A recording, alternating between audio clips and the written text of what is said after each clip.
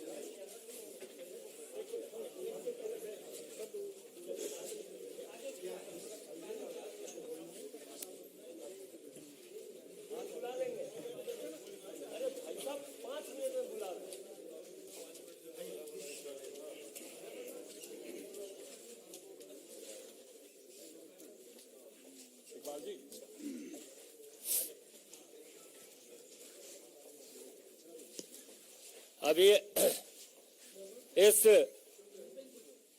सदस्य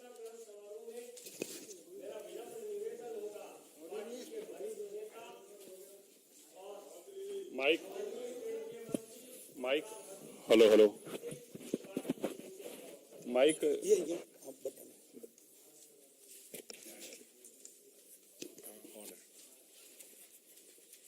श्री विजय रूपानी जी, पंजाब भारतीय जनता पार्टी के अध्यक्ष श्री अश्वनी शर्मा जी, तरुण चुग जी, मंत्रिमंडल में मेरे साथी सोम प्रकाश जी, आरपी सिंह जी, सिरसा जी और हमारे सबके चीफ अनिल बलूनी जी और भी मेरे जो सारे साथी यहाँ पे हैं, संजय मयूख जी, मैं पार्टी की तरफ से अपनी तरफ से सरदार इंदर इकबाल सिंह अटवाल जी, श्री जसजीत सिंह अटवाल जी और जो इनके साथ और हमारे परिवार में जुड़ रहे हैं, उन सबका हार्दिक स्वागत करता हूं। इस समय भारतीय जनता पार्टी देश में ही सबसे बड़ा राजनीतिक दल नहीं है, पर विश्व भर में सबसे बड़े राजनीतिक दल है